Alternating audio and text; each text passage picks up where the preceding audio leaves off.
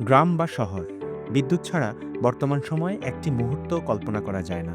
জীবন ও জীবিকার প্রয়োজনে বিদ্যুৎ এখন আমাদের জীবনের অবিচ্ছেদ্য অংশ। কিন্তু আপনি কি জানেন, এই বছর থেকে আপনার সামান্য অবহেলায় আপনার বাসভবন বা প্রতিষ্ঠানের বিদ্যুৎ সংযোগটি বিচ্ছিন্ন হয়ে যেতে পারে?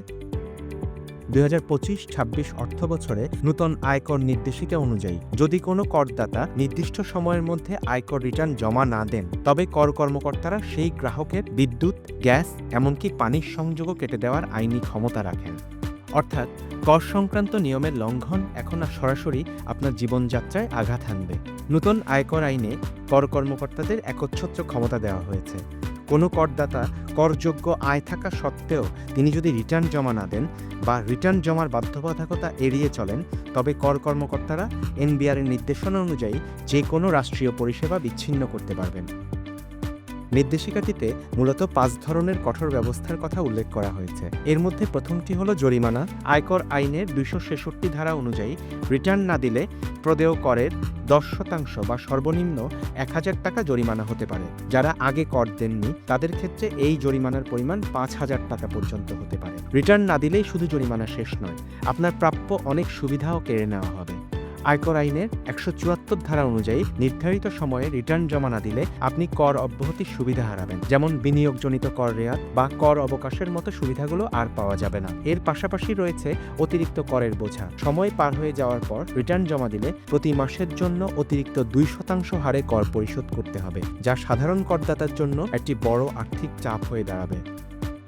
বর্তমান সময়ে সরকারি ও বেসরকারি উভয় ধরনের চাকরির ক্ষেত্রে বেতন ভাতার একটি নির্দিষ্ট সীমার জন্য রিটার্ন জমা দেওয়া বাধ্যতামূলক। যদি সময় মতো রিটার্ন জমা দেওয়ার প্রমাণপত্র দেখাতে না পারেন, তবে আপনার মাসিক বেতন উত্তোলনের ক্ষেত্রেও বড় ধরনের আইনি জটিলতা তৈরি হতে পারে।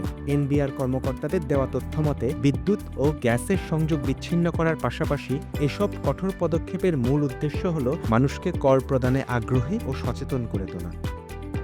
বর্তমানে 39 ধরনের নাগরিক সেবা গ্রহণ করতে হলে আপনাকে অবশ্যই আয়কর রিটার্ন জমা দেওয়ার প্রমাণপত্র দেখাতে হবে। আয়কর রিটার্ন দেওয়ার জন্য মূলত 2 ধরনের ব্যক্তি দায়বদ্ধ। প্রথমত, যাদের বার্ষিক আয় 3.5 লাখ টাকার বেশি।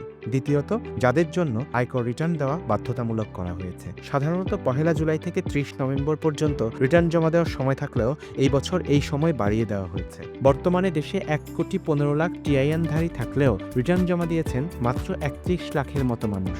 এবছর থেকে বিশেষ 5টি শ্রেণী বাদে সবার জন্য অনলাইনে রিটার্ন জমা দেওয়া বাধ্যতামূলক করা হয়েছে। সুতরাং আপনি চাইলে ঘরে বসেই আপনার রিটার্ন দাখিল করতে পারবেন।